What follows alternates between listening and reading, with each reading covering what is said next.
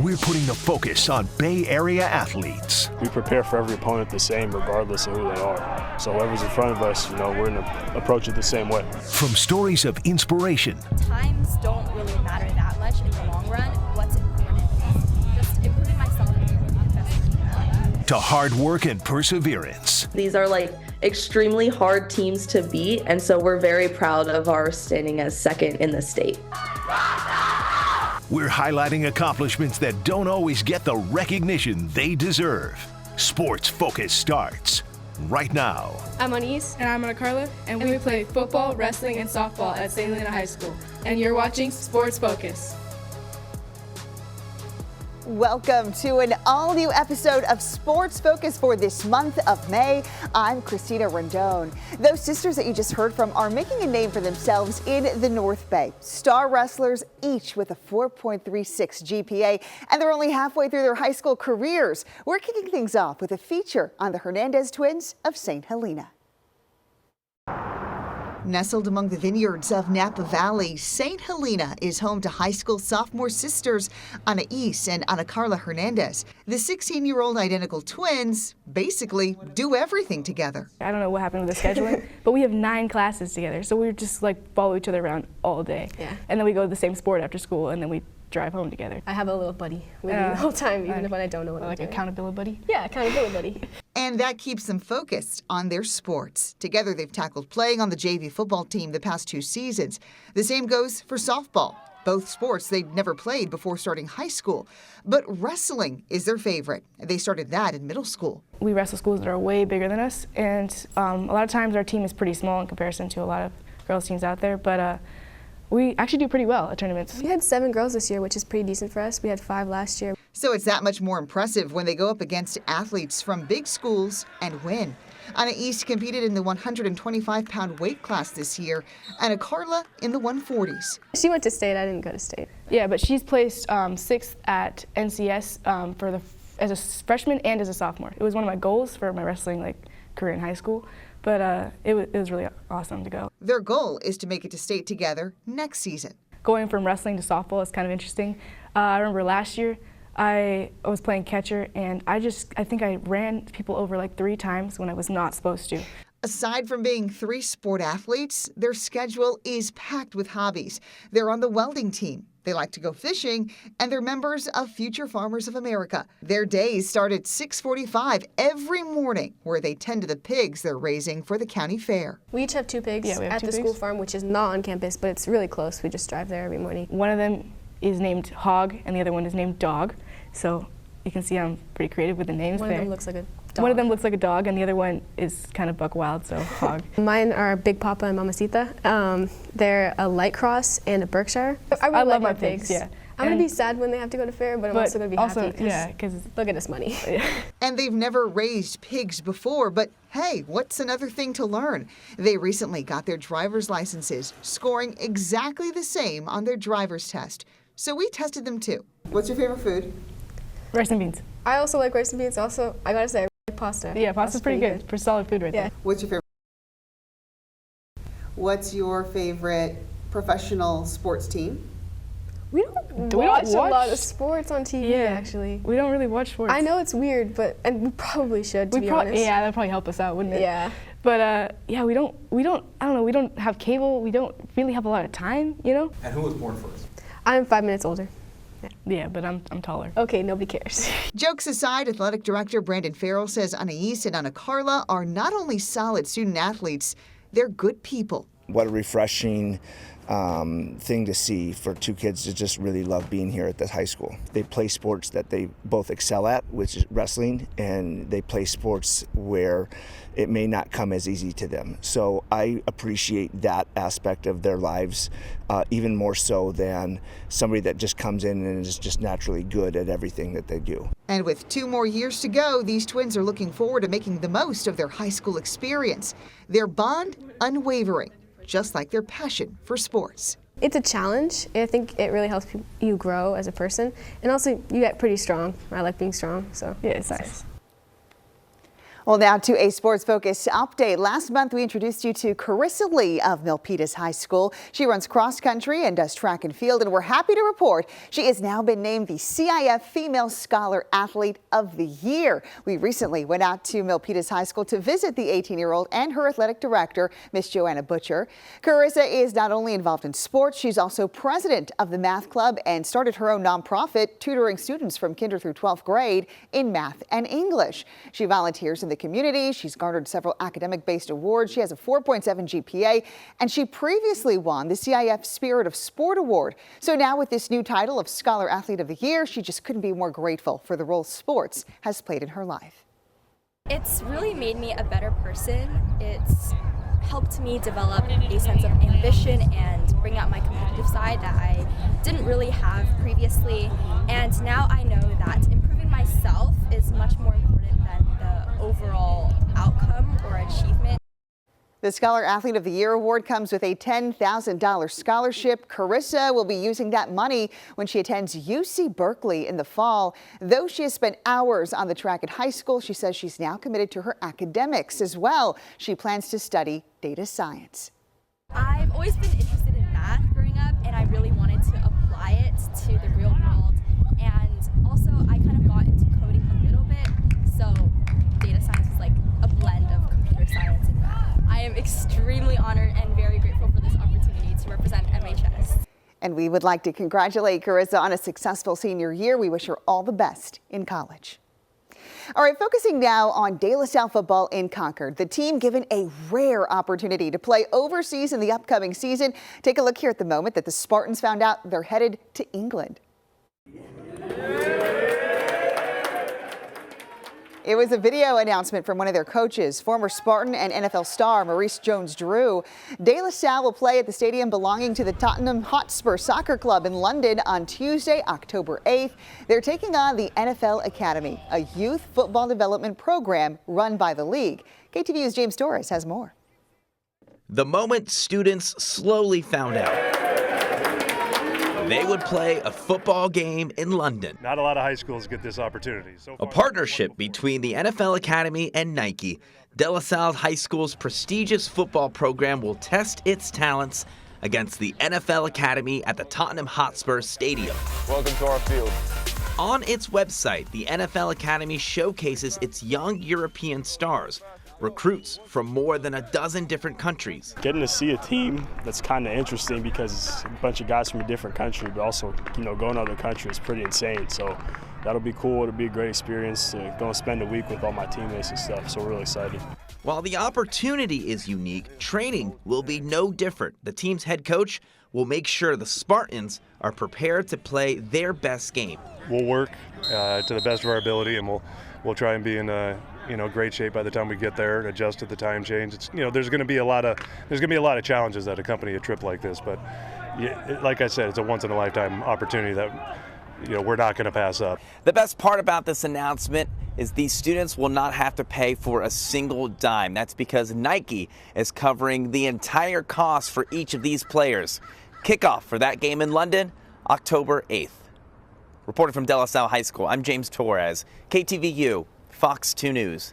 By the way, a Nike representative who played at De La Salle was instrumental in setting up this game, which takes place 2 days after the Minnesota Vikings face Aaron Rodgers and the New York Jets at the same stadium. God put me on this earth to be able to be in a position to not only educate people, but just to build human connection with people in a way that's meaningful. Up next, a nonprofit gets interactive with children at school, how they're dismantling disability bias through school programs and inclusive sports. Hi, my name's Taryn Kern. I play softball at Stanford, and you're watching Sports Focus. Welcome back. One South Bay teen is living the dream, playing soccer for his hometown team. The San Jose Earthquakes signed Los Gatos native Rohan Rajagopal to a contract as a homegrown player. He's a Quakes Academy midfielder who's represented the United States youth national team at the under-15 level. Rohan, now at 16 years old, will join the Quakes' second team, the Town FC. He'll play under a Major League Soccer next pro contract for the 2024 and 2025 seasons. He'll then become an Earthquakes homegrown player effective January January 1st, 2026. His MLS contract runs through the 2027 season with a club option for 2028.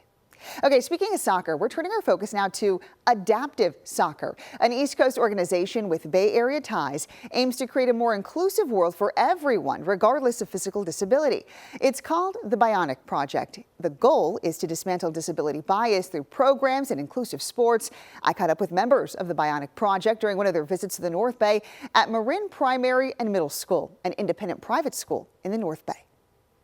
I have played soccer on forearm crutches since I was a little kid. Nico Calabria and Jovan Booker are colleagues and teammates on the U.S. men's national amputee soccer team who also teach and coach for the nonprofit The Bionic Project. This is something different that allows me the opportunity to just work with kids in a way that's just super meaningful. On this day, the Bionic Project is at Marin Primary and Middle School, teaching adaptive soccer to kids.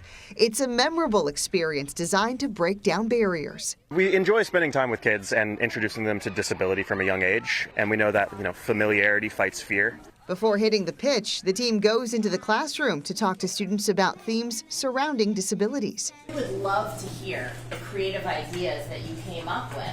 Dana Ross Rogers is the executive director of the nonprofit based in Massachusetts. She grew up in Mill Valley and brought the program to Bay Area schools in April. That gives them a chance to start asking really thoughtful questions, and a lot of the awkwardness around disability starts to break down. Kids ultimately become much more empathetic, understanding, and inclusive. The president and founder of the Bionic Project is Will Borden, a former teacher who's been an amputee for 30 years. He says 1 in 4 Americans have some kind of disability, but few grow up with someone who has a physical disability. There's a lot of power in these devices, and I can play sports and I can run. So I've really kind of embraced being an amputee, and that's an important part of my identity. Once the children get on the field, that's where the connections happen. Kids are given a pair of crutches and they try playing adaptive soccer on one leg. I think it allows them to kind of feel something in their body. Like as teachers, we know that kids learn best when they're moving.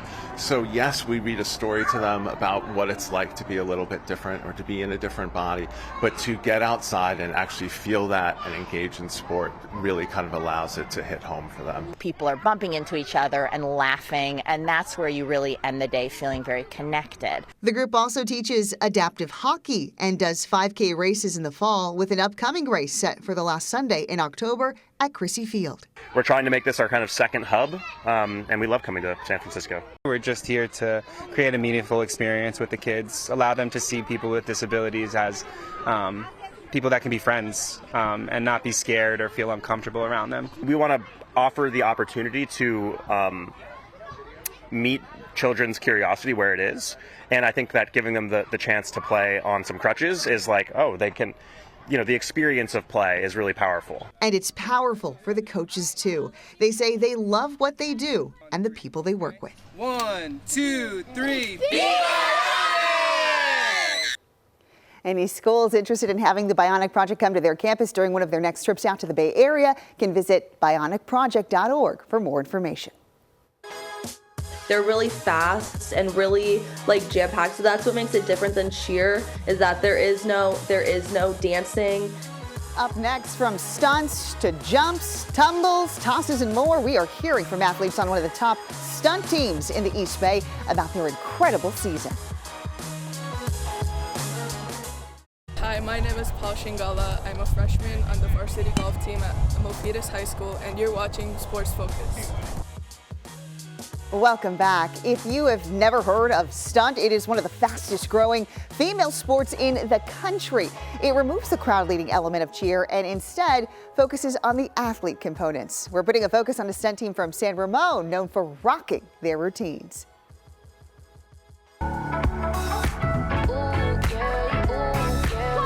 We went to state last year and got second last year, so we had a little bit of a background on that. Addison Crawford and Evelyn Stout are on the stunt team at California High School in San Ramon. Stunt is a head-to-head game between two teams who execute skills-based routines in various categories: partner stunts, jumps and tumbling, pyramids and tosses, and team routines.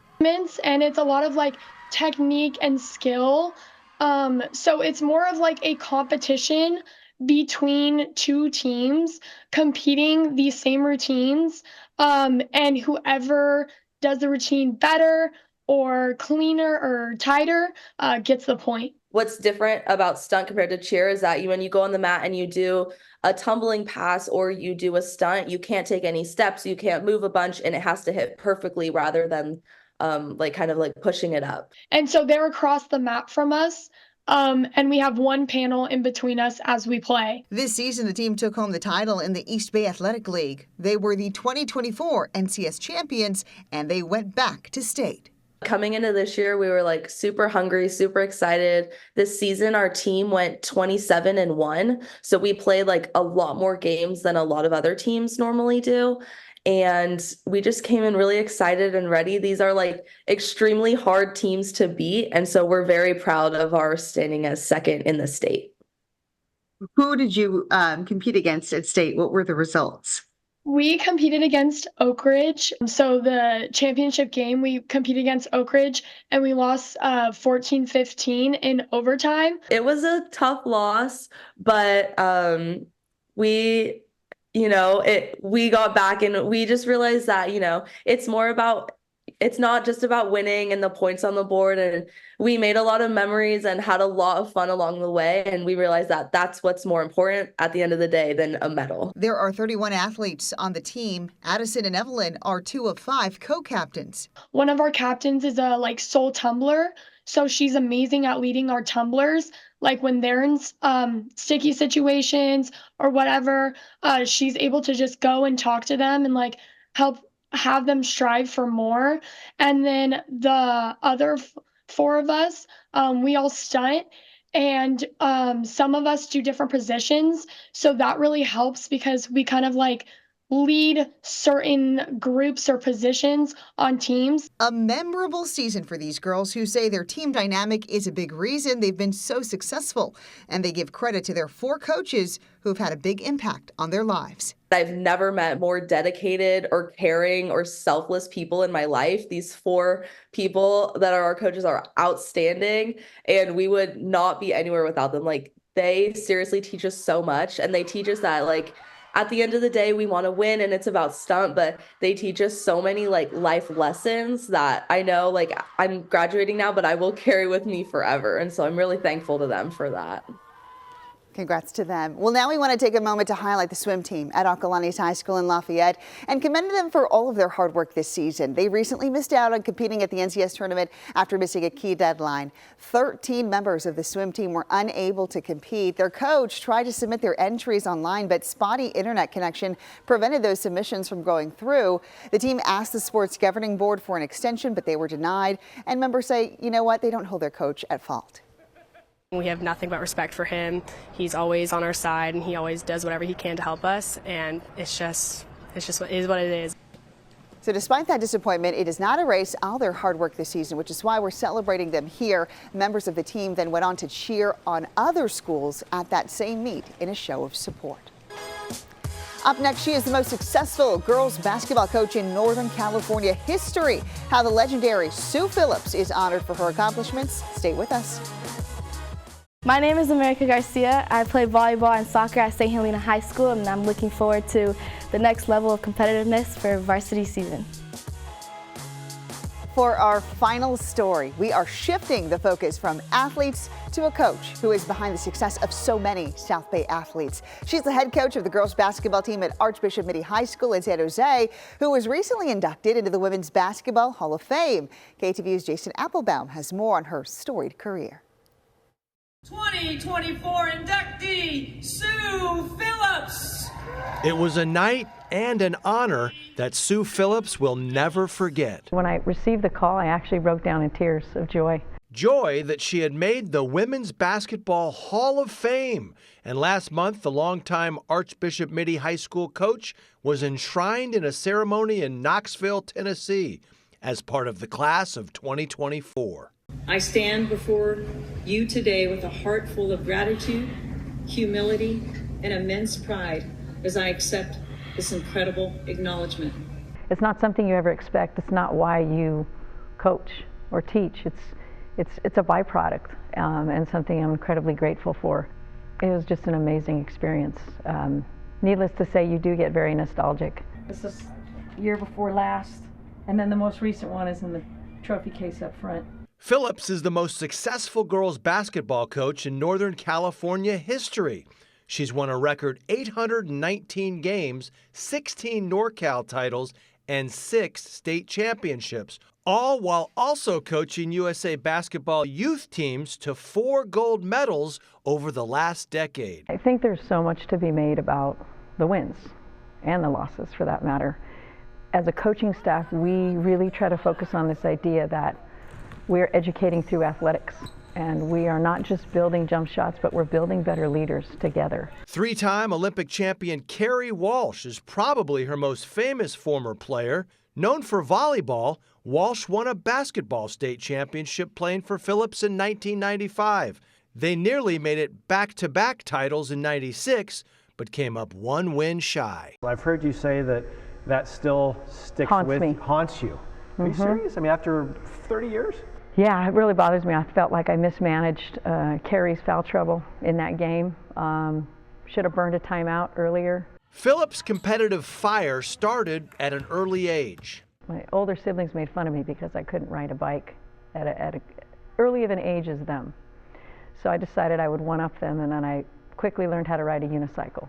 And then kind of bragged about it for the next 3 years. In the mid-'80s, Phillips was a 3-sport star in her own right at Midi. And when it comes to her successes then and now, she gives credit to her parents, who immigrated from Poland in 1947. They put faith and family and education as priorities, and yet given that, they still never hesitated to foster my love of sport. That love continues to shine bright.